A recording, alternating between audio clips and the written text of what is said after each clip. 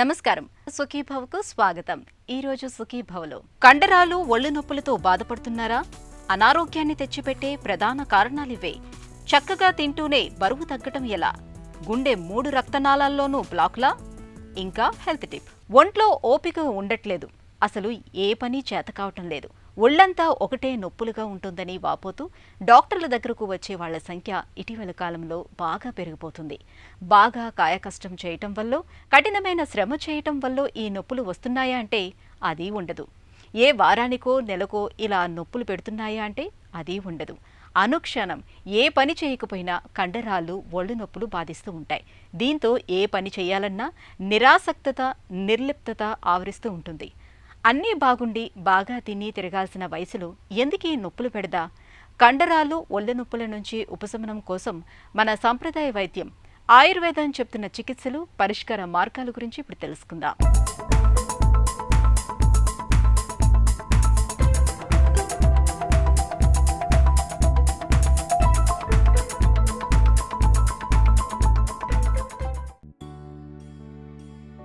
మనం ఏ పని చేయాలన్నా కండరాలన్నీ చక్కటి సమన్వయంతో కదలాలి. అవసరమైతే చురుకుగా కదలాలి, వేగంగానూ కదలాలి. అయినా కూడా పెద్ద అలసట అనిపించకూడదు. అయితే ఇవాళ మనలో చాలా మందికి ఒళ్ళు నొప్పులు, కండరాల నొప్పులనేవి పెద్ద సమస్యగా మారుతున్నాయి. చిన్నపాటి పనులకే ఒళ్లంతా నొప్పులతో పచ్చిపుండులాగా మారిపోతోంది. దీంతో కూర్చోవడం, పడుకోవడం, లేవడం, నడవడం, పరిగెత్తడం, మన ఉనికిని తెలియచేసే ఈ కదలికలన్నీ కష్టతరంగా మారుతున్నాయి. వేధించే కండరాలు, ఒళ్ళు నొప్పులకు కీళ్లలో అరుగుదల మొదలుకొని తరచూ వచ్చే జ్వరాలు, ఇన్ఫెక్షన్లు, దీర్ఘకాలిక జబ్బులు ఇలా చాలా కారణాలే కనిపిస్తాయి.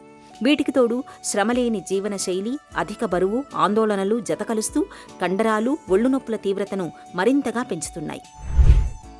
మనం కొంతమందిలో చూస్తూ ఉంటాము, ఒళ్ళు నొప్పులు అని చెప్తూ ఉంటారు, ఎక్కడ ముట్టుకున్నా నొప్పి అని చెప్తూ ఉంటారు, ఎప్పుడు చూసినా ఒళ్ళు నొప్పులు అని చెప్తూ ఉంటారు. అదేవిధంగా వాళ్ళకి నిద్ర పట్టట్లేదు, అలసటగా ఉందని చెప్తూ ఉంటారు. ఇవన్నీ కూడా ఒక మన శరీరంలో మాంసధాతువు ఏదైతే ఉంటుందో ఆ మాంసధాతువుకి ఏదైతే శక్తి కావాలో అది తగ్గిపోయినప్పుడు దాంట్లో పెయిన్ అనేది ఏదైతే సెన్సేషన్ ఉంటుందో అది అత్యధికంగా అవ్వడం వల్ల వాళ్ళ యొక్క శరీరం ఆ విధంగా రెస్పాండ్ అవుతూ ఉంటుంది. అయితే దీన్ని ఆధునికంగా ఫైబ్రోమయాల్జియా అని పిలుస్తారు. అయితే ఆయుర్వేదంలో ఇదివరకే చెప్పడం జరిగింది. అంటే రసరక్త మాంస ధాతువులు ఏవైతే ఉన్నాయో మాంసధాతు దానికి అది పనిచేస్తున్నప్పుడు దానికి ఇతరత్ర ఇబ్బందులు వచ్చినప్పుడు నొప్పి, పోటు అలాంటివి రకరకాలైన లక్షణాలు చూపిస్తుందిగా చెప్పడం జరిగింది. ముఖ్యంగా వీళ్ళకి ఆహార నియమాల్లో మంచి పోషకాలు ఉన్న ఆహార పదార్థాలు, అంటే ముఖ్యంగా మాంసకృతులు తగ్గిపోకుండా ఉండేందుకు, అలాగే థైమిన్, B1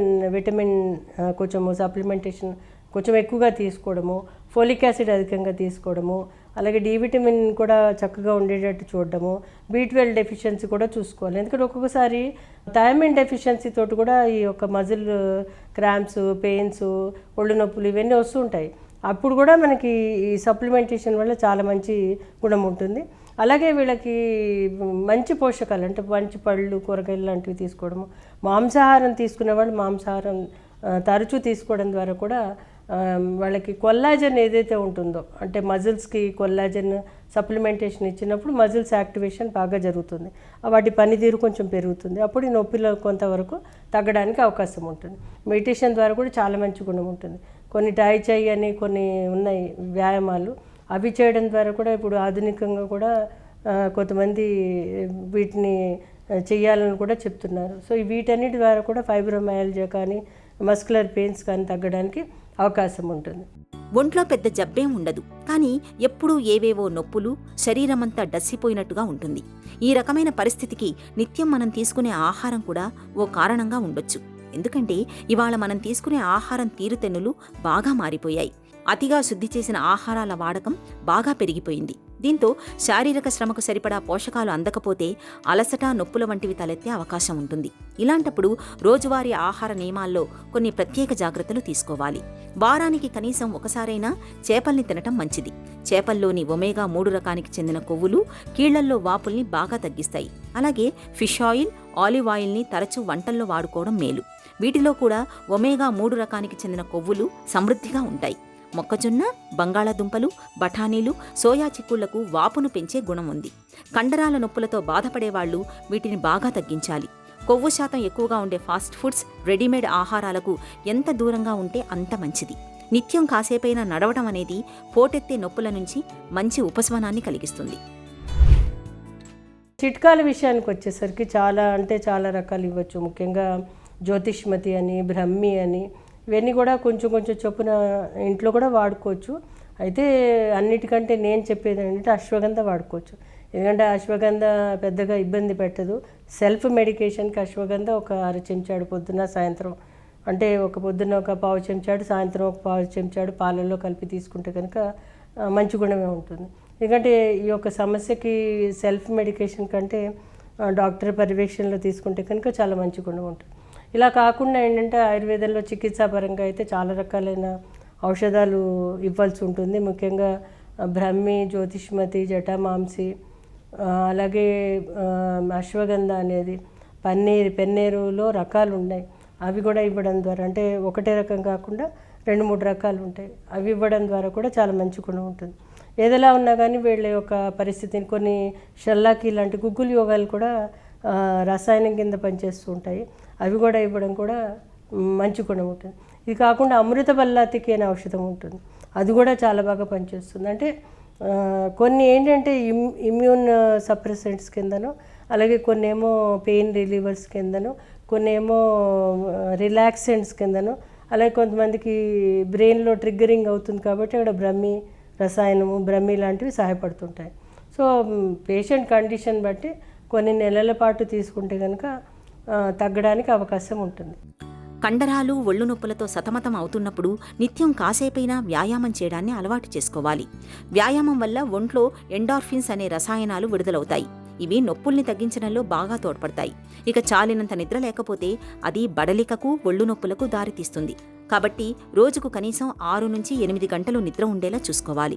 తరచూ ఆవ నూనె లేదా పరిమళ ద్రవ్యాలతో ఒళ్లంతా మసాజ్ చేయించుకోవటం మంచిది.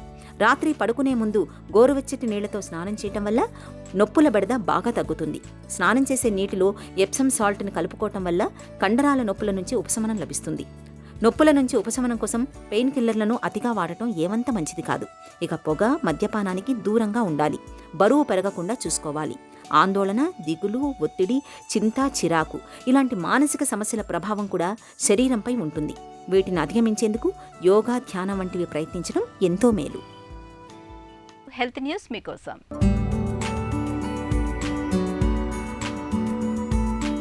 అనారోగ్యాన్ని కలిగిస్తూ జీవన నాణ్యతపై ప్రభావం చూపుతున్న రుగ్మతల్లో ప్రధానంగా నడునొప్పి, కుంగుబాటు సమస్యలు, తలనొప్పి వంటివి ఉంటున్నట్లు అంతర్జాతీయ పరిశోధనలో వెల్లడైంది.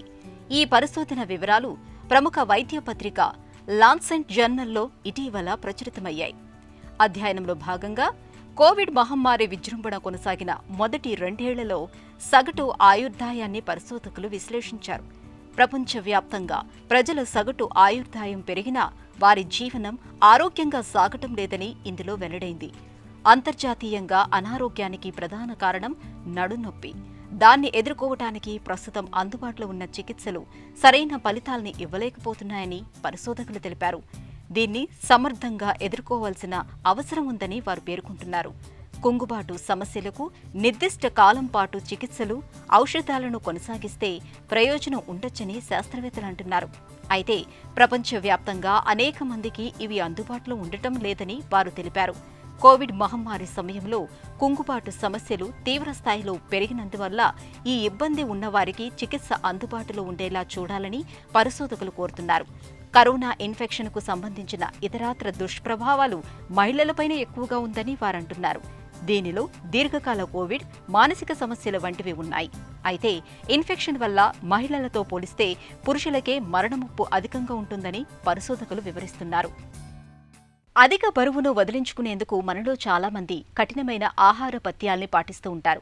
ఒక పూట మానేయడం, ఒంటి చపాతీలే తినటం, పండ్లను మాత్రమే తీసుకోవటం, ఇలా అనేక రకాలుగా డైటింగ్ చేస్తూ ఉంటారు. అయితే ఇలా పొట్టను మార్చుకోకుండా చక్కగా తింటూనే బరువును వదిలించుకోవచ్చని మీకు తెలుసా? ఇందుకు మనం చేయాల్సిందల్లా మన రోజువారీ ఆహారంలో కొన్ని ప్రత్యేక జాగ్రత్తలు తీసుకోవటమే. చక్కగా తింటూనే బరువు తగ్గటం ఎలాగో ఇప్పుడు తెలుసుకుందాం. ఎక్కువ బరువు ఉన్నవాళ్ళు తినడం అనేది మానేస్తూ ఉంటారు. బట్ అలా కాకుండా టైమ్లీ మీల్స్ తీసుకుంటూ మనము ప్రాపర్గా మన వర్క్ అండ్ మన ఫిజికల్ హెల్త్ అండ్ మెంటల్ హెల్త్ని కూడా ప్రాపర్గా కంట్రోల్లో పెట్టుకుంటూ అన్ని టైమ్లీ మీల్స్ తీసుకుంటూ కనుక control activity even physical activity చేసుకుంటూ ఉంటే ఎంత ఎక్కువ బరువు ఉన్న వాళ్ళు కూడా బరువుని మనము ఈజీగా తగ్గించుకోవచ్చు. బట్ ఎవరికైతే కొంచెము హార్మోనల్ ఇంబ్యాలెన్స్ కానివ్వండి, thyroid for example thyroid problem or PCOD problem ఉన్న వాళ్ళకి నార్మల్ ఇండివిజువల్ కన్నా కూడా కొంచెం కష్టంగా ఉంటుంది. ఎందుకంటే మన బాడీలో ఉన్న హార్మోన్స్ అనేది ఇంబ్యాలెన్స్డ్గా ఉంటాయి కాబట్టి ఆ హార్మోన్స్ని బ్యాలెన్స్ చేసుకుంటూ ప్రాపర్గా యాక్టివిటీ చేసుకుంటూ కనుక మనము డైట్ ఆర్ ఆహారంలో చేంజెస్ చేసుకుంటే కనుక చాలా బాగా మనం బరువు తగ్గించుకోవచ్చు. సో బరువు తగ్గించడానికి అందరూ డైట్ అనగానే భయపడుతూ ఉంటారు, ఎందుకంటే ఇది తినకూడదు అని తినకూడదు అని.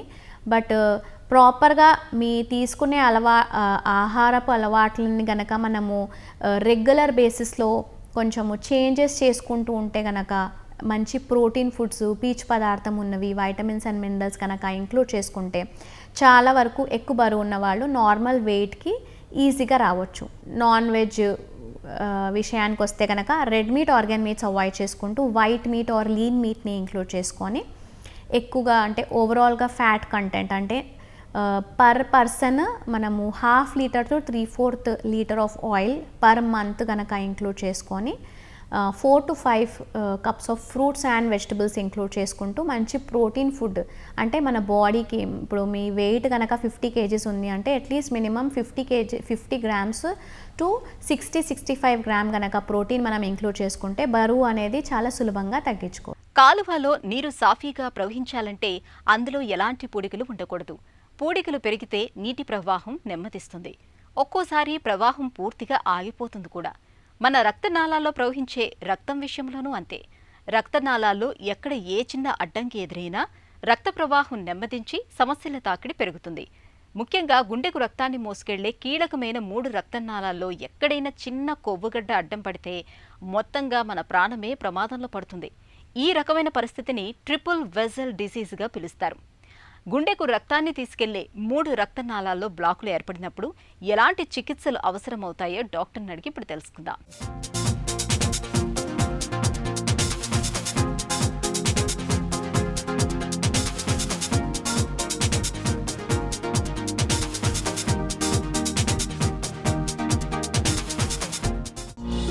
ట్రిపుల్ వెసల్ డిసీజ్ అంటే ఏంటి?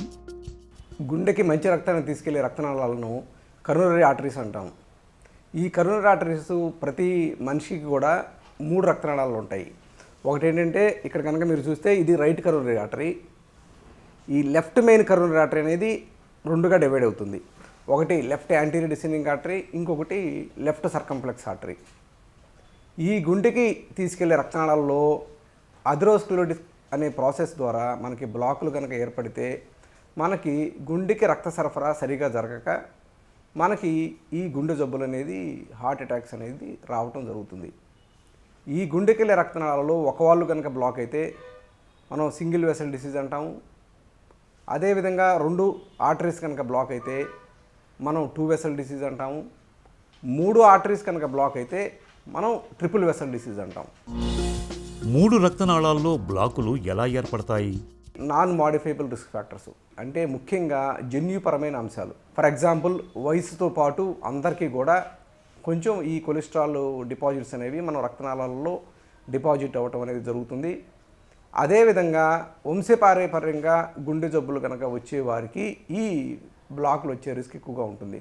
కొన్నిసార్లు ఈ జీవన శైలికి సంబంధించిన రిస్క్ ఫ్యాక్టర్స్ ఎస్పెషల్లీ ఈ మాడిఫైబుల్ రిస్క్ ఫ్యాక్టర్స్ అనేవి డయాబెటీస్ నియంత్రణలో ఉంచుకోకపోవటం, బ్లడ్ ప్రెషర్ని కంట్రోల్లో ఉంచుకోకపోవటం, శారీరక శ్రమ సరిగా చేయకపోవటం, అదేవిధంగా స్మోకింగు, స్ట్రెస్సు, ఊబకాయము, బ్యాడ్ కొలెస్ట్రాల్ లెవెల్స్ ఎక్కువగా ఉండటము, ఇవన్నీ కూడా ఈ జీవనశైలికి సంబంధించిన కారణాల్లో మనం ముఖ్యమని చెప్పుకోవాల్సి వస్తుంది. ట్రిపుల్ వెసల్ డిసీజ్ లక్షణాలు ఎలా ఉంటాయి? ఛాతీ మధ్య భాగంలో అసౌకర్యంగా ఉండటం, అదేవిధంగా ఈ ఛాతీ నొప్పి అనేది 2 భుజాలకి, కొన్నిసార్లు ఎడమ చేతికి, అదేవిధంగా కింద దవడ నుంచి బొడ్డు పై భాగం వరకు ఎక్కడైనా సరే మనకి అసౌకర్యంగా కనుక ఉంటే అది మనం యాంజైనా యొక్క ప్రధాన లక్షణం అనుకోవాలి. ఈ యాంజినా ఏంటంటే ఇనిషియల్గా మనకి ప్రధానంగా నడుస్తున్నప్పుడు వస్తుంది. చాలామంది పేషెంట్స్ ఏంటంటే ఇప్పటికీ కూడా అది గ్యాస్ నొప్పి గుండె నొప్పి అనేది మనకి కన్ఫ్యూజ్ అవుతూ ఉంటారు. ఏ అసౌకర్యమైనా సరే బొడ్డు పై భాగం నుంచి కింద దవడ వరకు కనుక నడుస్తున్నప్పుడు కనుక వస్తే మెట్లు ఎక్కుతున్నా కానీ నడుస్తున్నప్పుడు కనుక శారీరక శ్రమతో కనుక మనకి రిలేషన్షిప్ కనుక ఉంటే అది మనం ప్రధానంగా యాంజినా అని చెప్పుకోవాలి. కొన్నిసార్లు ఈ యాంజినాలు ఈక్వలెంట్స్ అంటాం. అంటే ఏంటంటే ఛాతీ నొప్పి లేకుండా కూడా మనకి హార్ట్ అటాక్ లక్షణాలు రావచ్చు. 3 రక్తనాళాల్లో బ్లాకులు ఏర్పడటం ప్రాణాంతకమా?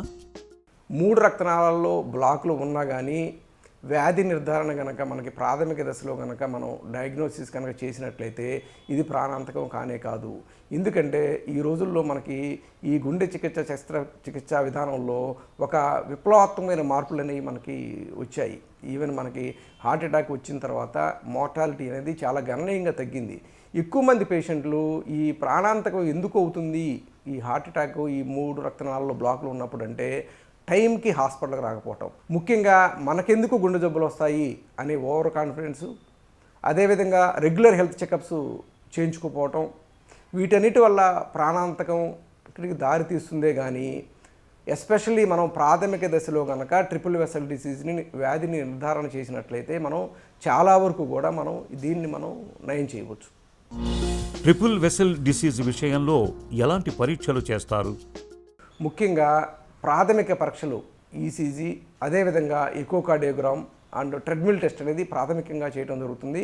ఈ ప్రాథమిక పరీక్షల్లో గనక మనకి ట్రెడ్మిల్ పాజిటివ్ రావటం కానీ, అదేవిధంగా కొన్నిసార్లు ఈవెన్ రెస్టింగ్ ఈసీజీలో తేడా ఉండటం కానీ కనుక జరిగితే పేషెంట్కి కనుక సిమ్టమ్స్ కనుక ఉన్నట్లయితే మనం డైరెక్ట్గా కరోనరీ యాంజియోగ్రామ్ అనే పరీక్షకు వెళ్తాం. కానీ కొన్నిసార్లు పేషెంట్ ఏసింటమాటిక్గా ఉంటారు, పేషెంట్కి సిమ్టమ్స్ ఏమి ఉండవు. అటువంటప్పుడు ట్రెడ్మిల్ కనుక పాజిటివ్ కనుక వస్తే మనం సిటీ కాల్షియం స్కోర్ కానీ, అదేవిధంగా సిటీ కరోనరీ యాంజియోగ్రామ్ కానీ చేయటం ద్వారా మనం ఈ ట్రిపుల్ వెసల్ డిసీజ్ అనేది మనం వ్యాధి నిర్ధారణ చేసుకోవచ్చు. ట్రిపుల్ వెసల్ డిసీజ్ని మనం ఎర్లీ దశలో ప్రాథమిక దశలో మనం ఐడెంటిఫై ఈ కాల్షియం స్కోర్ కనుక చేసినట్లయితే ఈ సిటీ కాల్షియం స్కోర్ కనుక 0 to 100 ఉన్నట్లయితే మనం ఈ స్టాటిన్ టాబ్లెట్స్ అనేవి వాడటం వల్ల ఆ అథెరోస్క్లెరోటిక్ ప్లాగ్ అనేది మనం పెరగకుండా జాగ్రత్త పడవచ్చు. 3 రక్తనాళాల్లో బ్లాకులు ఉన్నప్పుడు స్టంట్లు వేస్తారా, బైపాస్కు వెళ్తారా? యూజువల్గా 3 రక్తనాళాల్లో బ్లాకులు బాగా డిఫ్యూజ్గా ఉన్నాయా లేవా అని తెలియటానికి మేము సింటాక్స్ స్కోర్ అని క్యాలిక్యులేట్ చేస్తాం. ఆ సింటాక్స్ స్కోర్ కనుక మోర్ దాన్ 33 ఉన్నా కానీ, అదేవిధంగా పేషెంట్కి కొన్నిసార్లు ఎడిషనల్గా హార్ట్కి సంబంధించిన ఆపరేషన్ అవసరం అవుతుంది. అంటే మైట్రల్ వాల్ రీప్లేస్మెంట్ కానీ అయోటిక్ వాల్ రీప్లేస్మెంట్ కానీ అవసరం అవుతుంది. ఇటువంటి పేషెంట్స్కి, అదేవిధంగా షుగర్ వ్యాధి ఎక్కువ రోజులు ఉన్న పేషెంట్కి, హార్ట్ పంపింగ్ సామర్థ్యం తక్కువ ఉన్న పేషెంట్కి యూజువల్గా ఏంటంటే బైపాస్ సర్జరీ అనేది మనం ప్రిఫర్ చేయడం జరుగుతుంది. కానీ కొన్ని సందర్భాలలో ఈ బైపాస్ సర్జరీ యొక్క రిస్క్ ఎక్కువగా ఉన్నట్లయితే, అంటే దీన్ని మేము యూరో స్కోర్, ఎస్టీఎస్ స్కోర్ అని వేరియస్ స్కోరింగ్ మెథడ్స్ ద్వారా పేషెంట్కి బైపాస్ సర్జరీ రిస్క్ ఎంత ఉంది అనేది మేము అసెస్ చేస్తాము. ఈ పేషెంట్కి బైపాస్ సర్జరీ రిస్క్ ఎక్కువగా ఉన్నా కానీ, అదేవిధంగా comorbid illness patients COPD, lungs బాగా వీక్గా ఉండటము, రేనల్ ఫెయిల్యూరు, బాగా ఫ్రెజైల్గా ఉండటము, ఇటువంటి సందర్భాల్లో యాంజియోప్లాస్టీ చేయటం అనేది జరుగుతుంది. LMA బైఫర్కేషన్ పద్ధతిలో ట్రిపుల్ వెసల్ డిసీజ్కి చికిత్స చేయొచ్చా?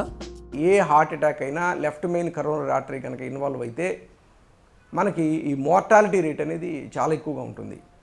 ఈ లెఫ్ట్ మెయిన్ కరోనరీ ఆర్టరీ ఉండి పేషెంట్ కనుక మనకి బైపాస్ సర్జరీలో కనుక రిస్క్ ఎక్కువగా ఉన్నట్లయితే దీనిని మనం యాంజియోప్లాస్టీ ప్లస్ స్టెంటింగ్ ద్వారా మనం దీన్ని కంప్లీట్గా నయం చేయవచ్చు. ఇక్కడ ఏంటంటే లెఫ్ట్ మెయిన్ కరోనరీ ఆర్టరీలో కూడా 3 పార్ట్స్ ఉంటాయి. Ostium of the left main coronary artery, body and bifurcation. ఈ ostium of the coronary artery, body of the coronary ఆర్టరీలో స్టెంటింగ్ అనేవి దాని యొక్క ఫలితాలు అనేవి బైపాస్ సర్జరీకి ఆల్మోస్ట్ ఈక్వల్గా ఉంటాయి. అదేవిధంగా ఈ లెఫ్ట్ మెయిన్ బైఫర్కేషన్ స్టెంటింగ్ అనేది మనం ఇమేజింగ్ అంటే ఏంటంటే లోపల ఓసిటీ అనే పరికరం ద్వారా కానీ, లేదా ఇంట్రావాస్కులర్ అల్ట్రాసౌండ్ అనే పరికరం ద్వారా కానీ, వాటి గైడెన్స్ ద్వారా కానీ మనం ఈ లెఫ్ట్ మెయిన్ కరోనరీ ఆర్టరీ కనుక స్టెంట్ పెట్టడం జరిగితే వాటి ఫలితాలు అనేవి ఆల్మోస్ట్ బైపాస్ సర్జరీకి ఈక్వల్గా ఉండటం అనేది మన పరిశోధనల్లో వెల్లడైంది. రక్తనాళాల్లో బ్లాకులు ఏర్పడకుండా నివారించుకోవటం ఎలా? Per day 20 to 30 minutes regular walking చేసినా సరిపోతుంది. ఇంకా కనుక మీకు టైం ఫ్యాక్టర్ కనుక ఉంటే రోజుకి 10 నిమిషాలు రన్నింగ్ చేసినా చాలు. అదేవిధంగా వారానికి 2 సార్లు 15 నిమిషాల పాటు మజిల్ స్ట్రెంథనింగ్ ఎక్సర్సైజెస్ చేసినా కానీ మనకి అమెరికన్ హార్ట్ అసోసియేషన్ గైడ్లైన్ ప్రకారం మనకి ఎక్సర్సైజ్ అనేది సరిపోతుంది.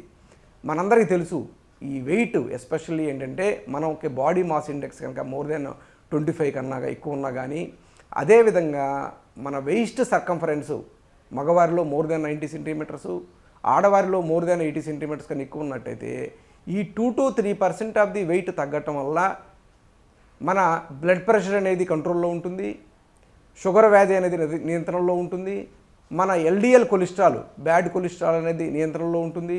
అదేవిధంగా ఈ రెగ్యులర్ ఎక్సర్సైజ్ వలన మనకి ఈ స్ట్రెస్ అనేది తగ్గుతుంది.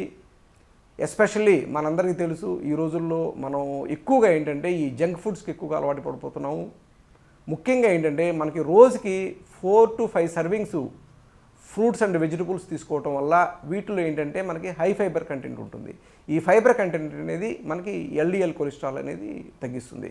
కాబట్టి క్రమబద్ధమైన వ్యాయామం, స్మోకింగ్ చేయటము, బ్లడ్ ప్రెషర్ని కంట్రోల్లో పెట్టుకోవటము, షుగర్ వ్యాధిని నియంత్రణలో ఉంచుకోవటము, ఇటువంటివన్నీ చేయటం ద్వారా మనం ఈ రక్తనాళాల్లో బ్లాక్లు అయినవి రాకుండా మన గుండెని మనం కాపాడుకోవచ్చు.